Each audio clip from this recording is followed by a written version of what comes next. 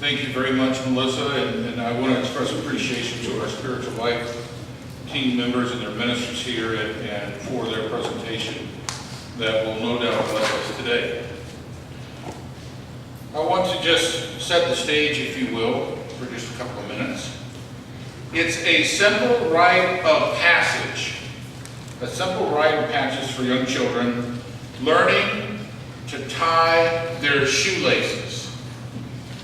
For centuries, learning this simple knot has been an essential skill for living. Now, my dear sister Rosemary spent hours trying to teach me how to tie my own shoestrings. God rest her soul and bless her for that endeavor. I think I mastered tying them sometime in the 6th grade, something like that. I've never been much good at tying knots, whether in ropes or shoes or fishing lines, and yet I know the ability to tie a good knot is essential for anything from not losing your fish to not losing your life. Consider those who climb mountains for a living, or tall buildings up the sheer face of the side of a building, or a mountain or a cliff. They need to learn to tie their knots really well in order to survive. Think of boaters caught in a storm and need to secure the anchor to keep from being dashed against the rocks. The knot they tie at the end of their rope to their anchor is pretty important. It's the thing that saves them. It's their lifeline, if you will. I want you to think today about tying the knot. Now, I know that tying the knot is a euphemism for getting married. There's a knot tying ceremony, as a matter of fact, and a lot of marital ceremonies I've actually done, where you wrap the hands together with cords around the new married couple, and then afterwards the bride keeps them to use them for later.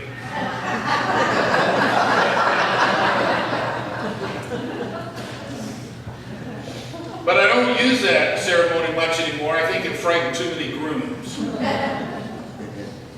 Seriously, however, there's another sense of tying the knot that I want to lift up today, and that is tying the knot of faith.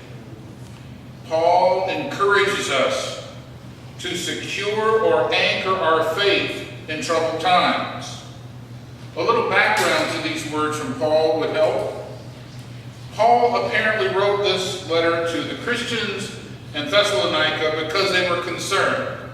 There were rumors going around in their young church that Jesus had already come back, that the second coming of Jesus had already occurred.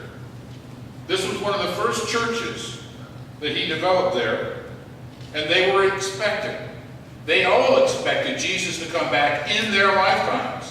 And there was a rumor going around that Jesus had already come back, and they looked around at each other and said, "Well, you're still here? You've been left behind."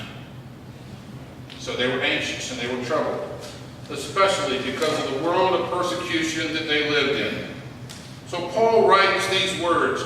His main agenda of this letter is to give those who listen to these words hope, and to tell them to stop doing the mental checklist. Well, I see, if Jesus was supposed to come back, this was supposed to happen, and this was, has it happened yet?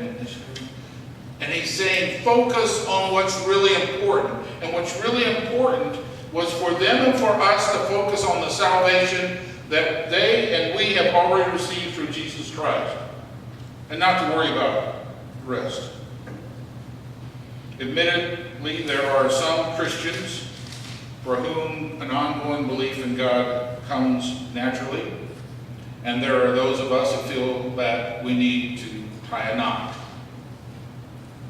I always tell people when they say, "I'm at the end of my rope," I say, well, when you get to the end of it, like you say you are, tie a knot in it and swing for a while.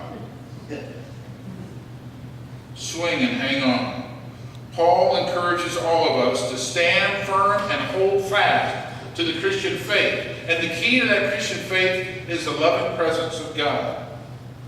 And we can't make it in this life without a few knots to help us feel secure. There are some things that we can do that can help us hang on. Participating in devotions, studying the Bible, attending worship, listening to the counsel of Christians who have been there before us, Have a spiritual support group. Find a mentor. We need to tie the knot when we make the decision to believe, for when it comes right down to it, faith is a choice. For most of us, however, choosing to believe does not banish doubts, and it does not guarantee us a problem-free life. There's nothing wrong with asking questions and having doubts, but at some point, if we are to accomplish anything, we need to make some decisions about where our loyalties and answers lie. We make a choice. We sang in Sunday school that great chorus, I have decided to follow Jesus. It's not easy. St. Anselm said, I do not seek to understand so that I may believe. Rather, I believe so that I may understand. And I'm still working on that. And all of us are.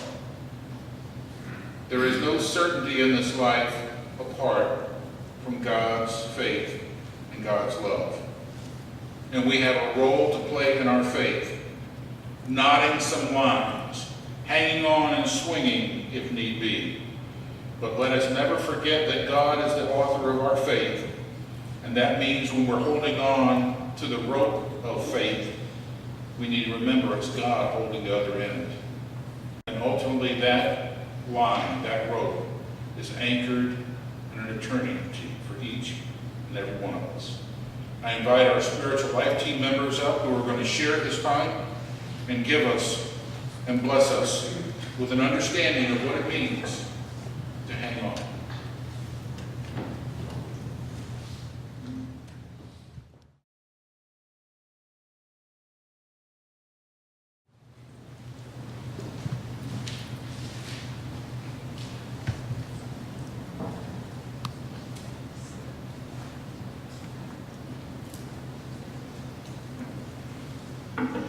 First of all, we want to thank Pastor Bill for allowing us the opportunity to share with the congregation our spiritual life group, who we are, how we started, and what it's all about. First of all, I'd like to say the names of those of us that are involved in the first spiritual life team that was organized here in our church. Our members are Levi Zinke, Lauren Scalf, Cassie Higgins, Sarah Bryan, Lauren Tromley, Tracy and Melissa Davis, Joey and Jana Thompson, and myself.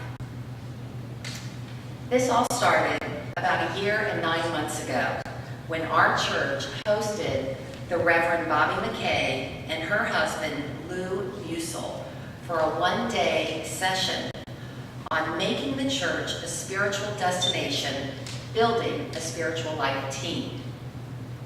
Now, Bobby is a UCC ordained minister, and she also holds her psychology degree, a PhD in psychology. And 20 years ago, Bobby had a spiritual experience. It was something so profound that it has affected her life to the core ever since. This experience happened one day while she was dusting. She had taken out her Bible off of the shelf and she dusted it as her mother had taught her to dust when she was a little girl. She opened the Bible and read a passage and felt God's Spirit touch her. After this had happened, Bobby's interest in spiritual healing and her training in psychology led her to ask two questions. The first question, what do the words spiritual healing mean to you? And the second question, what stories do people in the UCC tell about spiritual healing? Bobby and Lou began gathering stories about spiritual experiences throughout the UCC in April 1996.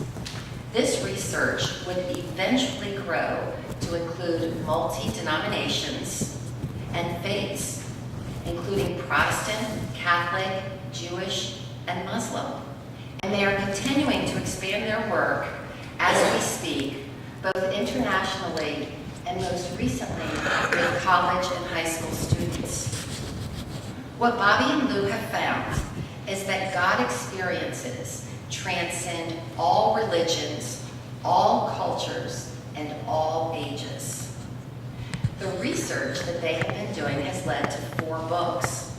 And not only did they collect stories about these spiritual experiences, they also collected hard data regarding these experiences.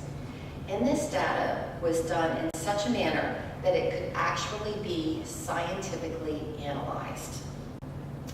Bobby and Lou's second book was published in 2007, called Taking a Chance on God, Exploring God's Presence in Our Lives. George Gallup Jr. of the Gallup polls wrote the foreword for this book. He stated, "The authors have approached this exploration of God's interaction with humans with full objectivity, not any theological or programmatic restrictions on the questions for findings.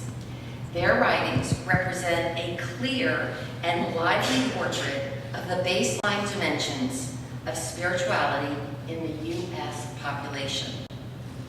He finishes by saying, "The authors have done the scientific and religious worlds a great service in probing beneath the surface of life to give us new and fresh insight into the action and presence of God in human experience." Bobby began to see how speaking about these experiences not only allows the individual to see the presence of God in that very moment, but it also opens the door to seeing God in every moment of every day. But the most profound thing was that the sharing of these stories promotes spiritual healing. Healing for the storyteller and healing for the listener. The question then became, how do we encourage others to share their stories, to start this chain reaction of healing? This was the birth of the Spiritual Life Team. Bobby and Lou started the first Spiritual Life Team here in Florida at the Cocoa Beach Community Church. Our group started about a year ago, and the first step was to create a vocabulary to help us express these intimate moments of our lives. Words that would help us start the conversation. Some of the words our group came up with include peace, knowing, presence, awareness, healing, belief in God in that very moment, and our favorite, aha. Once we had a vocabulary that we could use to begin with, we started to share our experiences. We found that experiences can happen anytime and anywhere. It can happen during a prayer or during any ordinary daily activity.